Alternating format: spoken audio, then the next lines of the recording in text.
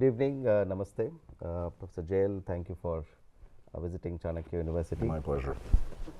It is also our great pleasure to hear from your intellectual insights that as part of our engagement with the fellowship program as well as part of the public lecture. There is a lot of insights which have been generating over time during your presence at the last 1 week or so from where you have come from. There is this perception that economics as a discipline in social sciences has largely evolved to be unidisciplinary, largely evolved to be in silos, but not essentially becoming more inter and multidisciplinary to address complex social problems that we witness in development sector particularly, and also its application to seeking certain solutions. Do you agree with that? And if yes, then how do you suggest as a way forward to bridge this gap? This is a very good question. I mean, if I put on my hat as president of GDN, we believe definitely in terms of, then I don't know what the prefix you're going to use. Is it going to be inter, multi, or transdisciplinary? I have colleagues in development studies who could endlessly do endless disquisitions on the difference between inter, multi, and transdisciplinary, and polydisciplinary even. The point is, yes, I think you're right. I mean, economics has turned into, I don't think it's sort of like economics is in silos, though. Yeah, economics is, I'd say that the main problem in some sense is that economics is slowly taking over other disciplines. So when you open up political science journals today, open up the American Political Science Review or the American Journal of Political Science, you have the impression you're opening up the American Economic Review, just with the proviso that it's probably better written because political scientists tend to write better than economists. So that's bad, right? Because what would be called in French pensée unique, sort of the single thought, single mode of thought, that's a bad thing, right? I think most of us in the social sciences, I hope, we tend to believe that diversity of views and diversity of theoretical viewpoints is a good thing. In terms of dealing with development issues, at least in my field, in development economics, and with the proviso that we have sort of this whole RCT crowd where they are completely monolithic, so and we'll come back to this probably at some point, sort of the IPA JPAL crowd, I think that most people in development economics are acutely aware of the fact that if you actually want to understand development problems and find solutions to them, if you don't bring in other disciplines, you're dead in the water. You're just going to say stupid things. You have to bring in, when I'm working on a development problem in a place that I don't know, the first thing I do is not read the Economist Intelligence Unit.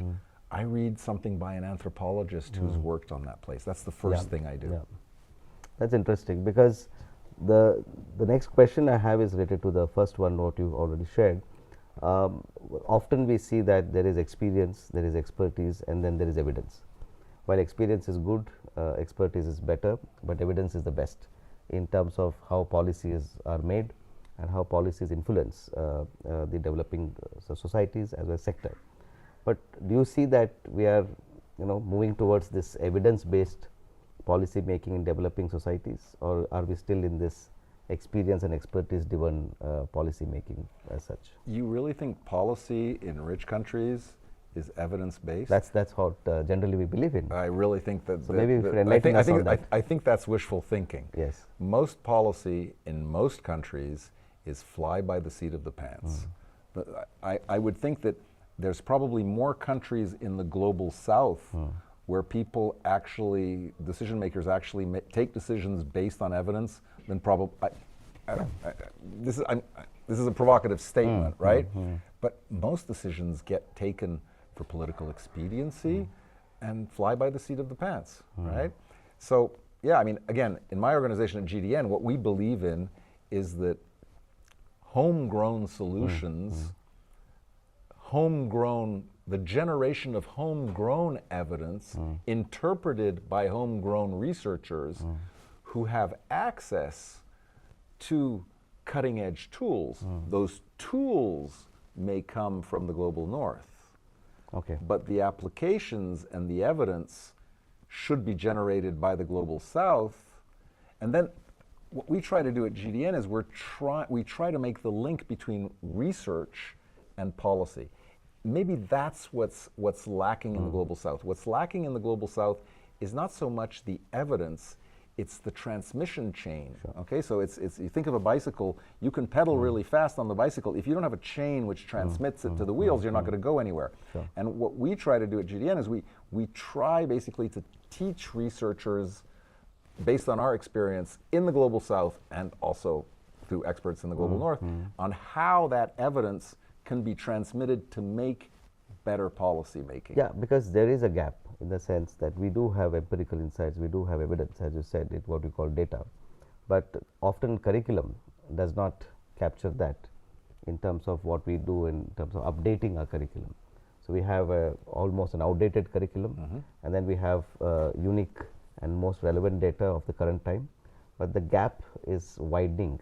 It's not something which is closing down in terms of how to bring that back in curriculum.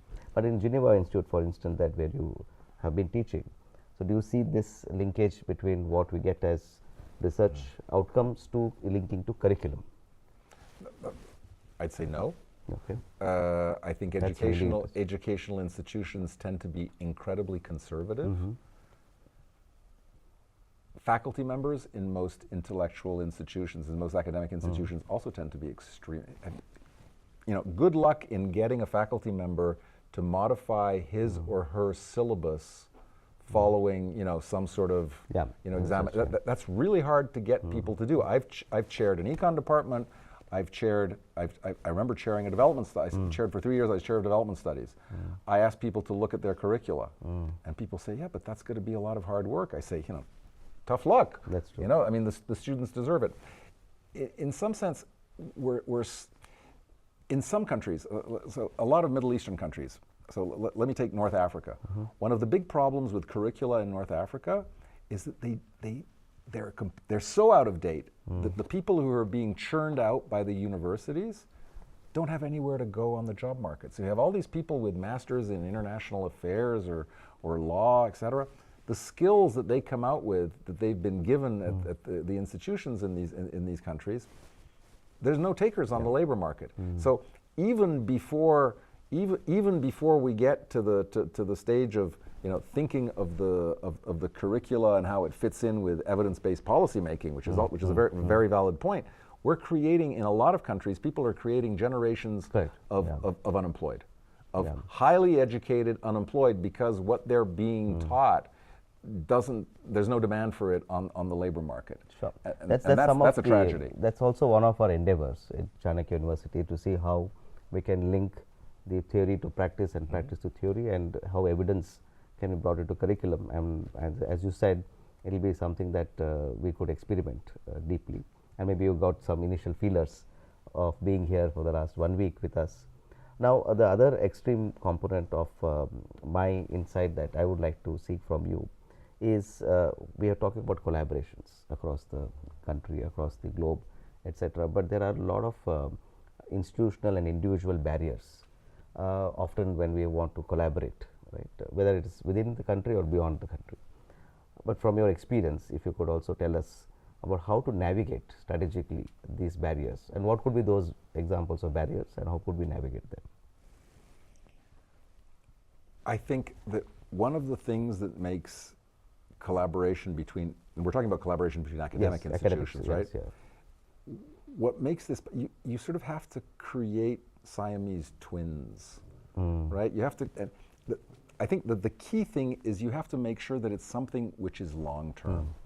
To put it brutally, one night stands, just sort of like, you know, basically sort of a short interaction, that never creates anything. You have to create buy-in by the parties on both sides of the academic institution.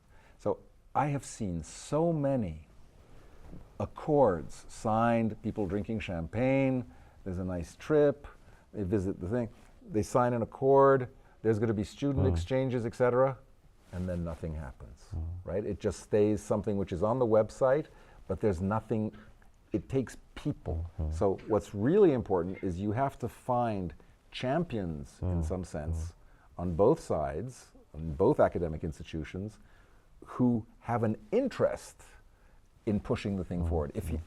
If you don't have the incentives of faculty members on either side, it's just simple. Now that sounds like common sense, but I've been in the academic business. I'm sort of getting out of it in some sense, but I've been in the academic business for more than 3 decades, and this is I have seen so many agreements which are just they're paper tigers. Yeah, that is also a matter of concern, because there is quantitative metrics, which is how many MOUs you have signed, Yeah. and there is qualitative metric to understand what is the outcome of those MOUs. I think that is something which we'll have to take as an insight to us to sort of develop collaborations across board. Yeah, and you have to realize that they're not all going to work. Yep. You win some, you lose some, right? There's nothing wrong with that, That's right? true. That's true. That's true. So now you have been seeing a glimpse of our Chanakya Fellowship Program in Social Sciences as at the thick of being part of it in terms of teaching a course. So what would be your initial experience that you would like to share with us, and where are those points of improvement, and where are the points of joy and discovery that you had in the classroom that you would like to share? Look, I've always loved teaching. That's why I'm going to always keep an anchor, despite being president of GDN, an anchor in various parts of the academic world. As some very dear colleagues from the University of California, Berkeley always say, he's in his 90s, she is in his in her mid 80s. The wonderful thing about being in the academic world is that you have the impression that you don't age, because the kids in front of you are always the same age, right? When you're 30, when you're 60, they're still the same age, right? So the reason I'm saying this is I love being in the room with your kids, with the Chanakya fellows. I like calling them the kids, because it's always kids. These are kids, right? They're kids. Some of them have professional experience. Some don't. In some sense, you're giving them this wonderful opportunity to spend a year thinking, okay, learning stuff and thinking.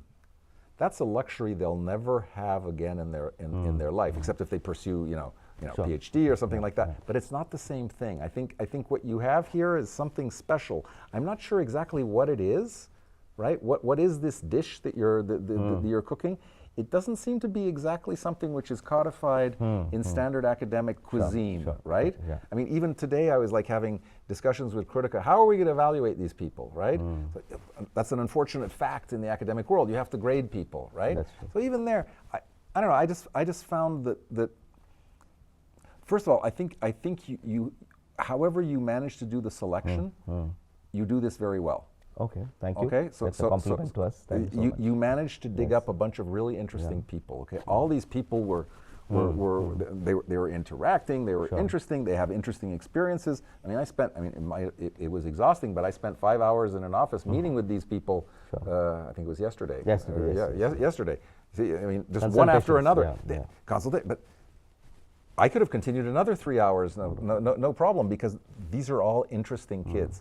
So what is really working well, I think, so whether it was because you had the perfect structure in place or whether you lucked out, that I don't know, okay? I'm not going to make a causal statement here, that's a right? secret, so anyway, I'm not going to make a causal statement, but you selected the right people, Thank you. okay? And so right away, it's a good group. I get the impression there's a good dynamic between amongst them, I think. I didn't perceive. No, I think this is going to work. Now, when you scale it up, will you be able to keep the same group dynamic? That's if you go from 15 to 50, that's true. Is it going to stay? I'm not sure. That's we difficult. really have to work on that. Scaling is something which is really difficult. Are you going to have to create teams within it? Maybe, right? Sort of think of teams. Sort of Harry Potter teams, of people, each with sort of their own, and then have competitions, right? Because it strikes me as being fairly collaborative. These seem to be a bunch of fairly collaborative people. I don't know if that's one of the ways of looking at it is to have streams, and have more electives and options. But even streams, I don't know. Do you really want to?